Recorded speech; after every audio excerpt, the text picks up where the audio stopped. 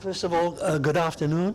I'd like to thank the endowment, the foundation, and the Science Center for making this project possible. Yeah? I also see a number of familiar faces here that have supported me for all the years I've been at UNCG, which is 35 years. So I'd like to start with just telling a little bit about myself first. I was born in South Africa. As a boy, my parents moved to London. That's where I grew up. I attended the Birmingham College of Art and Design, and then Royal College of Art. And I don't know if you're familiar with the Royal College of Art. It is the entire postgraduate program in the world. Its roster of alumni is quite incredible. From Scott Ridley in terms of filmmaking, yeah, to Dyson. James Dyson and I graduated the same class, actually. You know, the vacuum cleaner. So it's like I said, it's quite a roster of people who have graduated. And lately, one of the top designers now is Heatherwick. Linda, you were talking about him last night, yeah? Thomas Heatherwick. You know, he's designs all over New York and so on. Correct? Yeah. So it's a prestigious school. When I graduated from there, I was invited to be a fellow at MIT. I was the youngest fellow there. And this is in the early 70s. And they had great pride in showing me their computer, which was 4 feet deep, 5 feet high, and 7 feet long.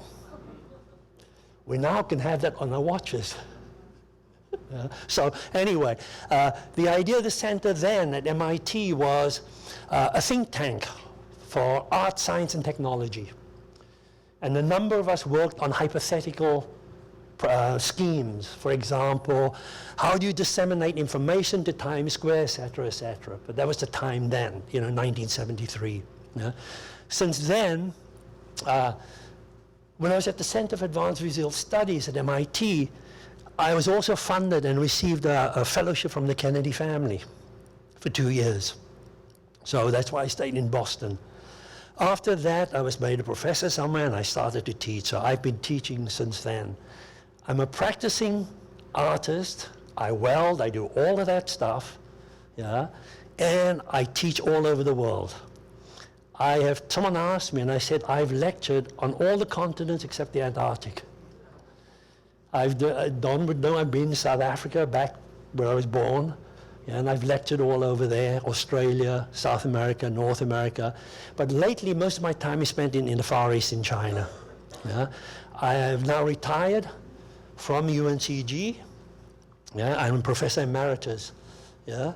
To give you some idea, when I say as an artist, I've had solo shows, as you can see, from London to New York to Osaka, Japan, Abu Dhabi, Shanghai, Cass Foundation, Barcelona, Spain, and so on and so forth. Yeah, those are solo shows. In terms of group shows, I've been in the 7 Henry Moore, where I also received the Giacomo Manzo Prize. It's quite a prestigious exhibition in Japan. The most prestigious at the time was the Fujisankei Biennale, where I received the Rodin Prize. The other artists at that time were people like Joel Shapiro, Abercrombie, Philip King, Anthony Gormley, and so on. So I think most of you here are quite familiar with art. So it was quite prestigious for me to get that. I've shown in biennales all over. I was represented also in Thinking Big, the 21st Century, British sculptors, because I'm from England. I carry 2 passports, actually. So, and that was at Guggenheim in Venice. Yeah. I've been in the Beijing Biennale twice, the Cairo Biennale, Chile, and so on and so forth. Yeah. So I've edited down my 6-page CV to this for you, to award. The awards I've mentioned before, I'm receiving a lot of notoriety now in China because I do a lot of teaching there. I teach primarily abstract art and primarily about us from the 50s, 60s to present day. And the nice thing about it is they've affectionately nicknamed me as the American professor of abstract art. So, which is really a nice sort of title. I've received a grant from here, the National State North Carolina, a visual arts grant, regional grant, and so on. You know, as you could see, I've had quite a few accolades to where I am. My professional activities now, as I said, I do a lot of work in China, as I'm the honorary president. I started with a group of other sculptors, a new space, a Public Art Research Institute that's funded by their government. I'm honorary because I don't live there. But we do things with their Weixing, which is equivalent to our Skype, etc., etc. Yeah? I consult for their National Sculpture magazine. I consult for various companies over there. I'm the academic advisor for the Public Art Commission in Tianjin Institute of Planning, which is the second biggest city in Beijing, to Beijing, etc. So again, a lot of things that I do professionally. Yeah? I have permanent collections all over the world, from the city of Abu Dhabi, China, Chile, China, Japan, Shandong, Cass Foundation. The Cass Foundation, some of you have been there. I know Richard and Jane have been there to see my piece, and it's the who's who of British artists, from Tony Craig down the line. It's a very interesting sculpture park, yeah. So, permanent collections. As you can see, work all over. Charlotte Mecklenburg, I did a piece a few years ago, about 5 years ago, which I'll show you in a few minutes here. So, what I've done is, I said, 40 years of teaching, 40 years of sculpture.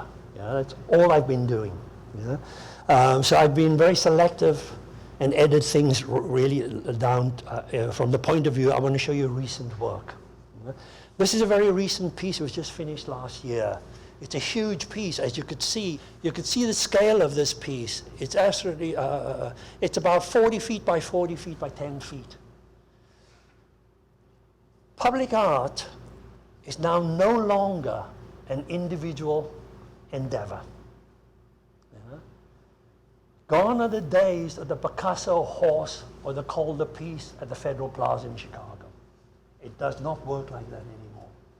Because of social media, because of technology, everyone's become so expert in the area that artists need to collaborate with them.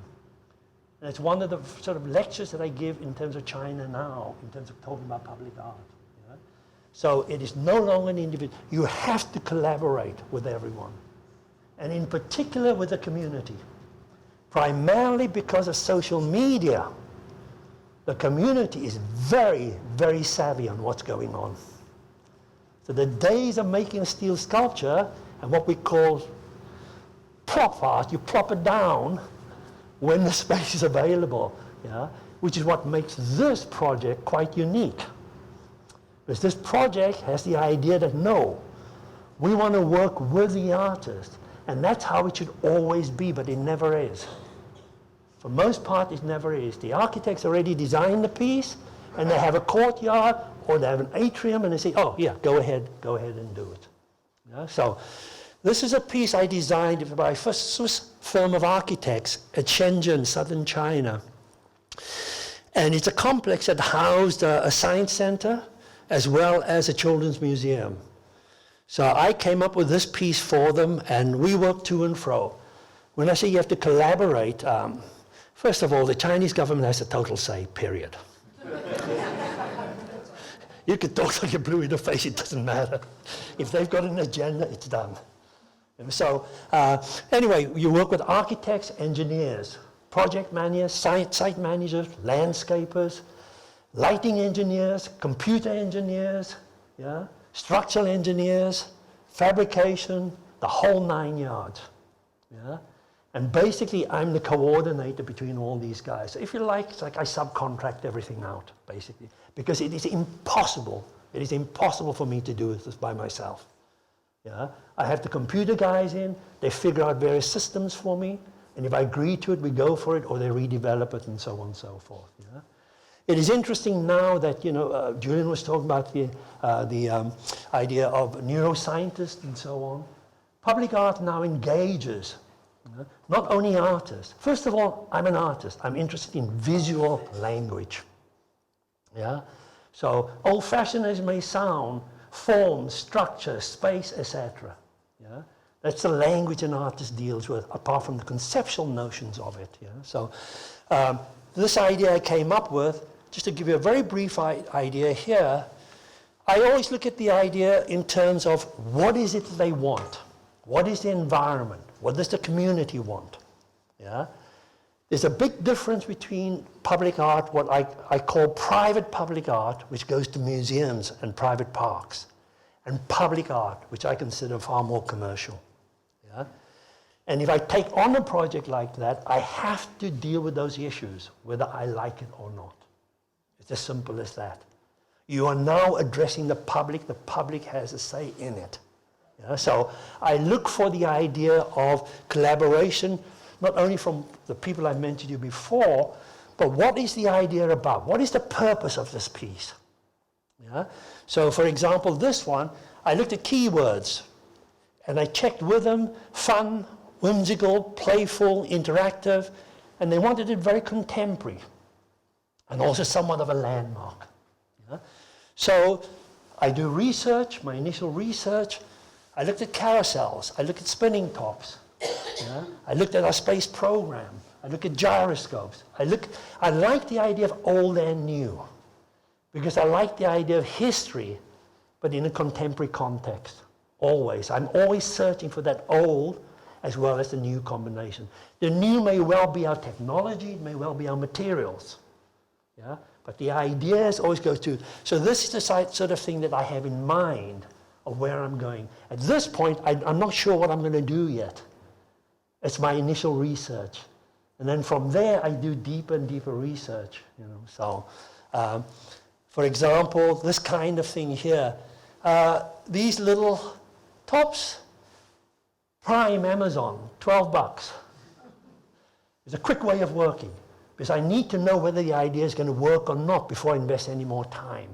If it doesn't work, yeah, I'll work on something else. I'm just giving a little bit of an insight of how I think, how I work. So I want it as, I call it quick and dirty. Prime Amazon, it comes the following day, I lay it out, work or not work.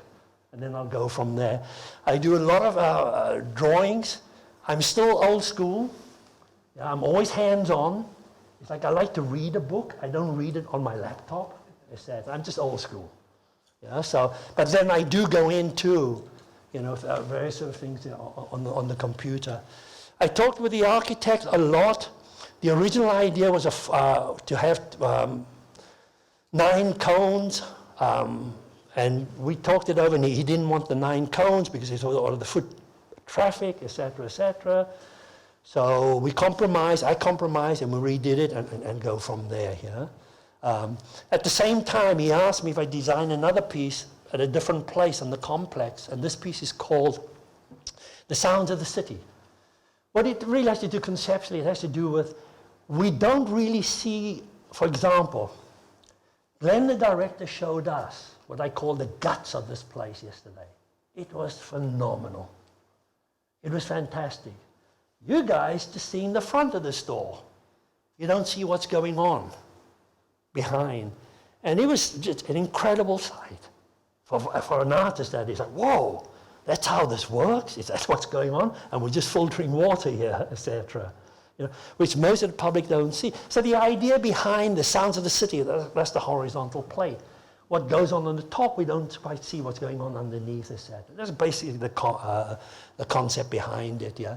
And that also had LED lights, yeah, that are pressure plates that are activated as people walk on it, yeah. In terms of collaboration, I like to, when I go somewhere, obviously I have some things in my mind, you know, but when I get there, I like to work with what is there in terms of site-specific.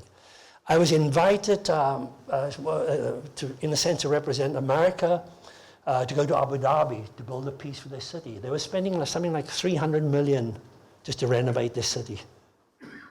So a number of us went, and when I got there, I decided to work with 2 young calligraphers. And my initial idea was to have a poem written, but it became too complicated. And a little political things, I mean, all kinds of ramifications in there. So finally, I worked with them for over a week, and I said, okay, fine. Let's just go with visual. So we came up, they showed me all the different alphabets. Yeah? in terms of Arabic alphabets, etc. So we looked at that and we came up with this design. So that was in Abu Dhabi. Yeah?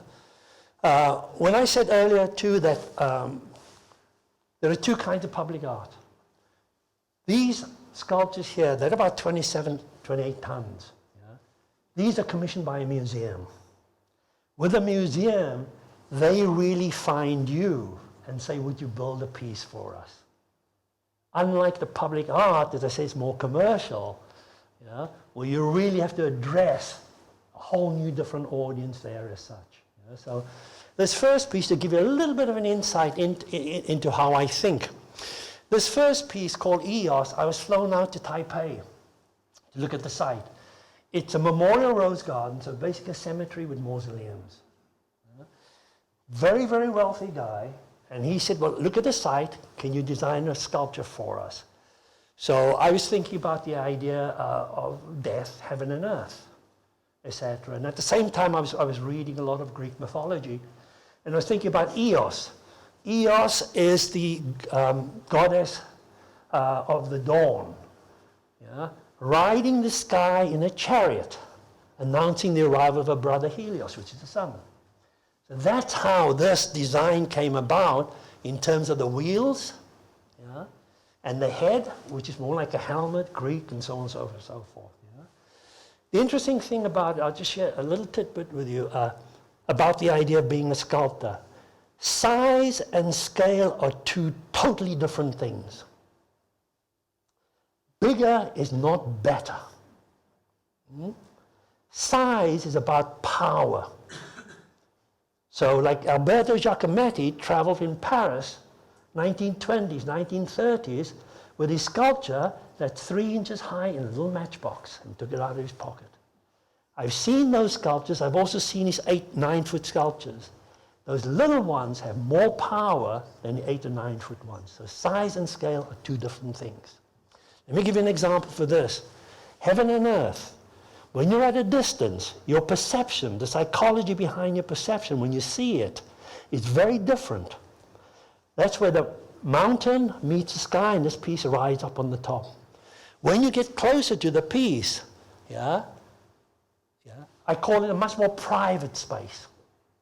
Yeah? Private, if you like, is something in your hand. It's this. Public is at a distance, very simply put. So it's a very big difference in terms of how we see things. I was very happy, absolutely delighted to find out. The curator said to me at the park, she said, do you know, someone has gone in and has lit some joss sticks there and made an offering. Because this piece was designed with two curves to have a quiet, private space like a shrine. So to me, that was the proof of it. It worked. You know? So anyway, this piece was also designed in China. It's at the gateway to the sculpture park. I don't know if any of you have been to Guilin, southern China, where they have these cast limestone mountains. So the mounted heads are very sort of similar to that. It's called Guardian. Wilfred Cass at the Cass Foundation in London liked the work very much. He commissioned me to do this piece at the Goodwood Foundation. Yeah. Richard Jane, I think that's the piece you saw. Yeah? Okay. Mm-hmm. When in 2013, this piece I designed for the Charlotte-Mecklenburg police station. Yeah? The piece was fabricated here in Burlington, and we took the piece down.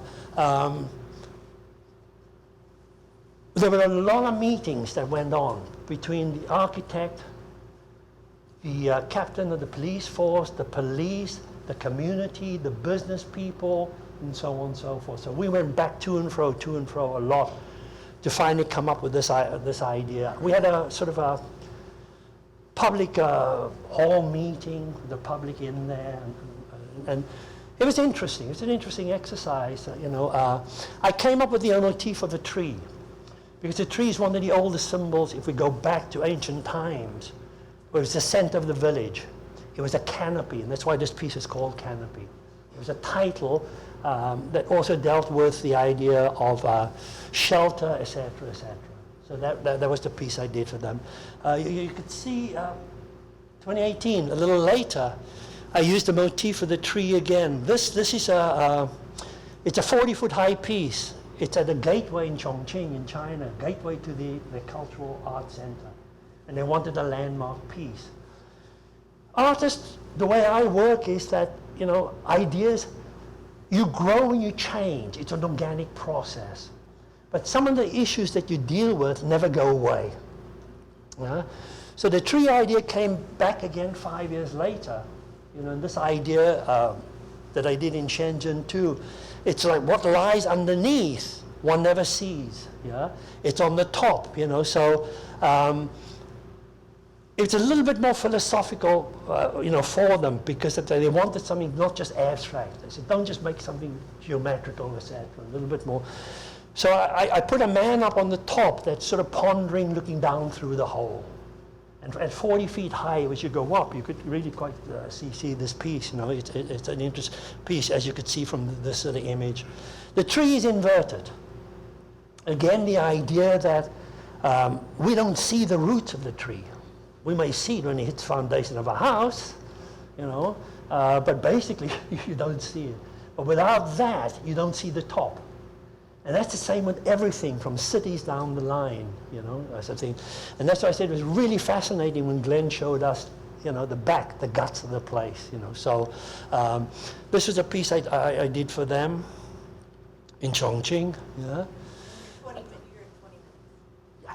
The same time, I was in Beijing teaching, and they had a horticultural expo. So they asked me if I'd design a piece. I went to the National Museum. As I said to you before, I like the idea of old and new. So I found this very old jade. It's about this high. It's 1,000 years old. So I started to think horticultural, blah, blah, blah, blah. Yeah? Gives you some idea of how I work. I said I'm hands-on. You know, I cut a zillion pieces of paper. I'm not sure what I'm going to do yet, you know. I throw things around, etc., etc. And I came up with this idea here that's over 20-odd feet high. Yeah? So that you could look through it and underneath. At the same time, the park next door wanted a piece of this piece here. Is called Vessels. It's polished stainless steel. It's about 12 feet high.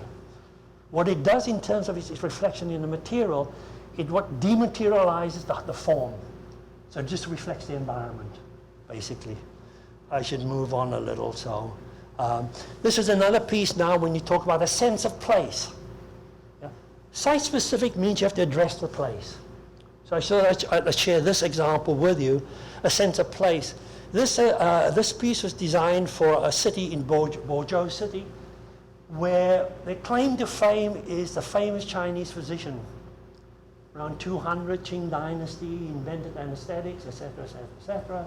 Yeah? So I designed this piece. It was also considered the bloodiest time in the battles of China.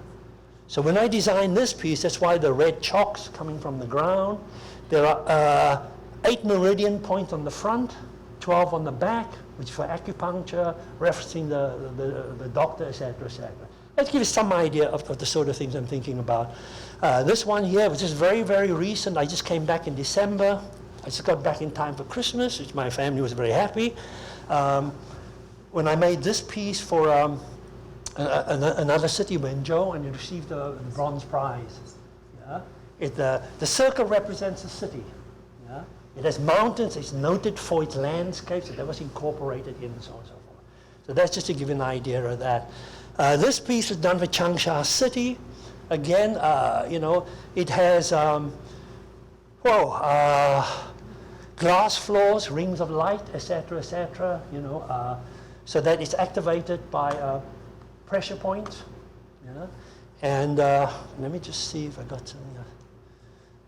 Again, the idea came from, I looked at what was important to them. Water, fishing, manufacturing, like our cotton mills over here, etc., etc. Yeah, history, they wanted history element in there. So you could see my references.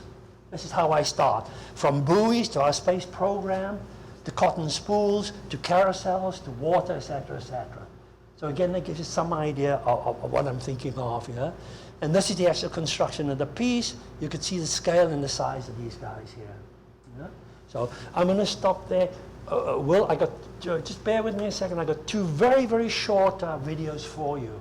Yeah, one in the construction of this piece, to give you some idea of the scale and the sort of coordination of things that I need to do. Hmm?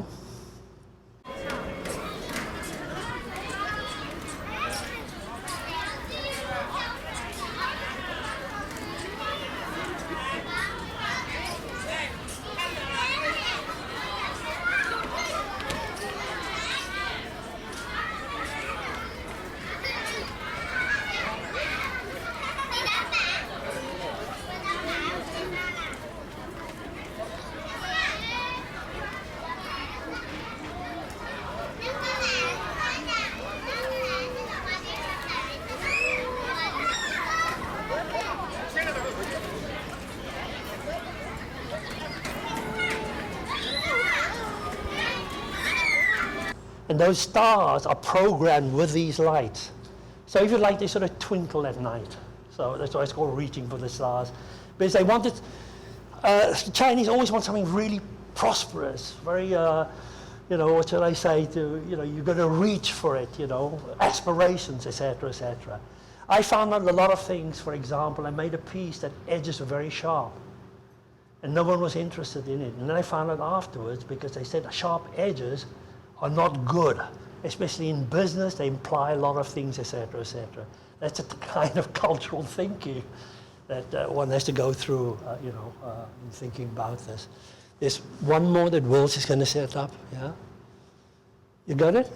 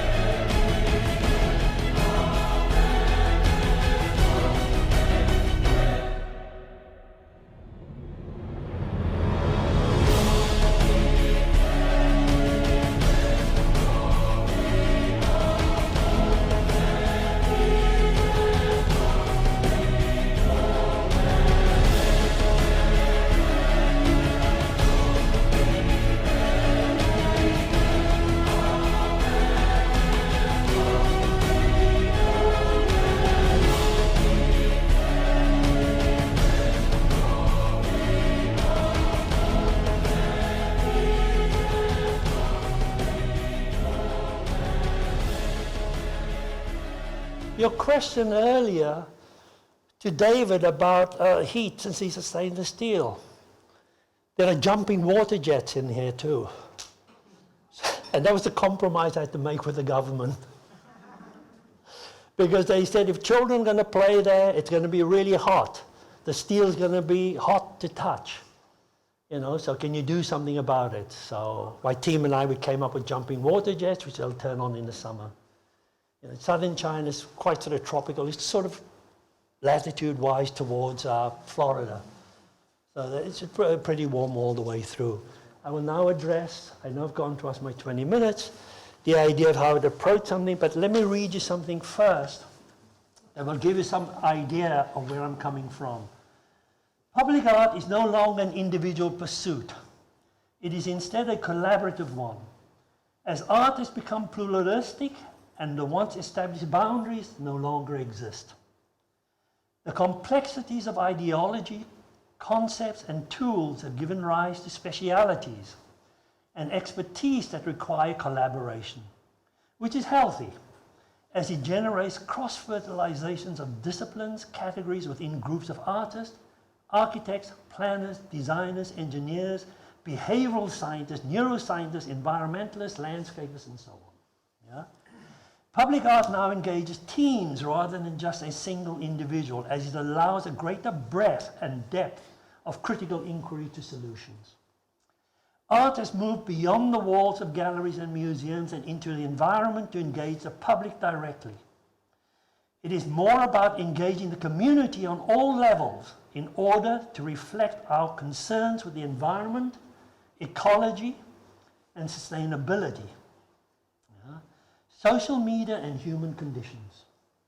Therefore, interaction is a necessary and inevitable as the public is far more aware due to social media. As with all my projects, I start with collaboration and the understanding of the client's concepts and needs, followed by an extensive research and collaboration guided by the original brief and the community. We share a goal to create a unique integrative collaboration solution that would create a landmark and a sense of place that everyone would be happy with. Having said that, there are a couple of major things that I feel I would need to address. The first would be to design and create, if given this project, an original, unique sculpture that would not only be a landmark or an icon for the Science Center, but also for the city of Greensboro, because I've been a resident here for 35 years. Yeah? 2, the sculpture would have to reflect the missions and goals of the Science Center. So in other words, without any verbal dialogue, the piece would have to show what the Science Center is about. By that I mean, if we look at architecture, architects talk about the doorway or the entrance. It is the entrance and the doorway that's going to give you a perception of what you're about to see, which is the Science Center. Yeah? So those missions and goals, which is education on all levels.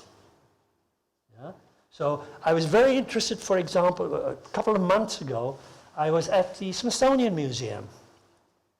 And after meeting Glenn and talking to him yesterday, I said to him, you know, little old Greensboro Science Museum is far more interesting than the Smithsonian. And I tell you why. For the simple reason, the Smithsonian Museum is outdated. It still looks like a museum. I watched the kids coming through. Yeah? And the kids were, oh yeah, it's a biology class, so we got to look at this, we got to look at that, and so on down the line. When are we going to have lunch, sort of thing. But when you come in here, like yesterday, it was like a playground for the kids. The idea was, how do you connect a learning process of science and technology with fun? Yeah? So those are the kinds of things that I begin to think about, I said, if given this sort of project. And those are the kinds of things I would address. Yeah? Okay? Thank you.